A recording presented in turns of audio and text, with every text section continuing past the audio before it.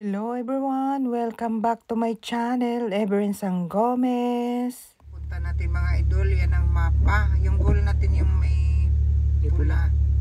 Sige, let's go. Bagong kalsada daw mga idol. Dito bagong kalsada daw ni Santa Matico.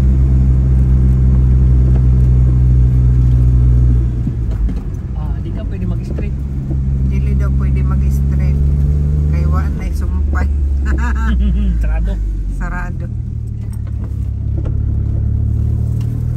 Oh, cloudy sa Hakone ah.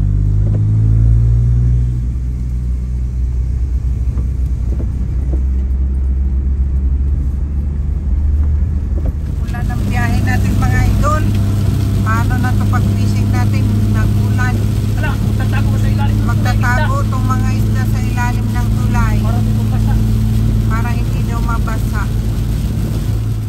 Ayan na, unang huli mga idol. Nako, mukhang malaki to. Kaya tignan natin kung ano tong unang huli mga idol. Parang hindi magandang lalamunan ko ah. Ano to mga idol? Tulingan.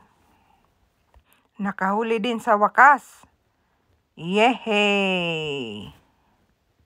Pangalawang huli mga idol. Mukhang malaki po. Sana hindi makawala itong isdang ito. Sana makuha ng asawa ko itong malaking isda.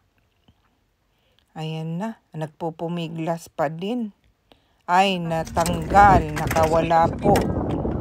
Sabitan ba eh? Ay, okay na sabitan. Sabitan ba? Ingat muna isda para ano, walang kawala.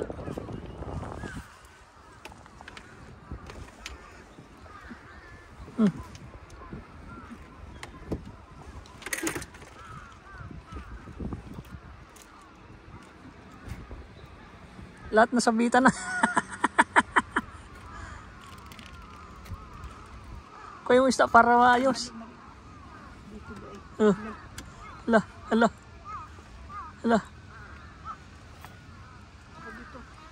Ay, dako ah. Oh. Nanawa. Huwag itiwas dito. Dahil lang Asan natin daw? Patingin. Oh. Ang malaki ata ba? Paska niyang pagkapulupa. Oh, asan? Ang laki oh. Oh, sa'yo yan. Nakahuli Oh, ay. ang taba.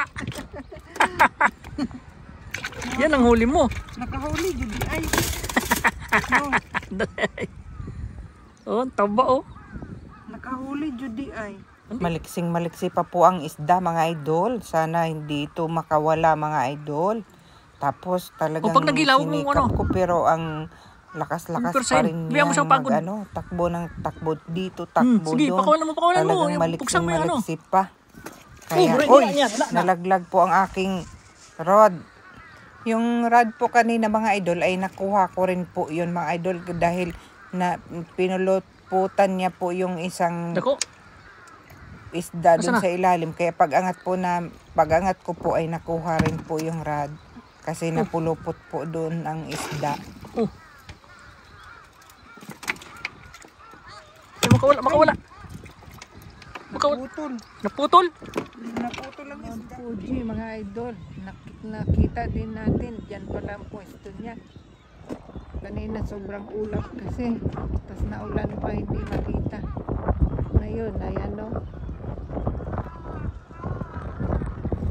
Nandito po tayo ngayon sa Hakone mga idol. Dito po kami lumiko at dumaan mga idol dahil po ay matraffic po sa baba sa pinaka-highway. Kaya nagpabundok po kami. Ganito po ang update ngayon dito sa Hakone mga idol.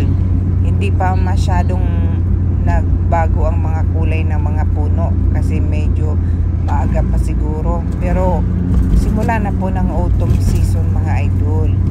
Sisilipin natin ang Asinoko Lake mga idol dito sa Hakone. Ayan po oh. Ayan na. Ayan. Ang ganda ng lake. ito na po ang huli natin mga idol. 5 tulingan lang po at saka 3 maliliit. Shoutout to Lalabs Runaway at sa Team Runaway. Thanks for watching. God bless.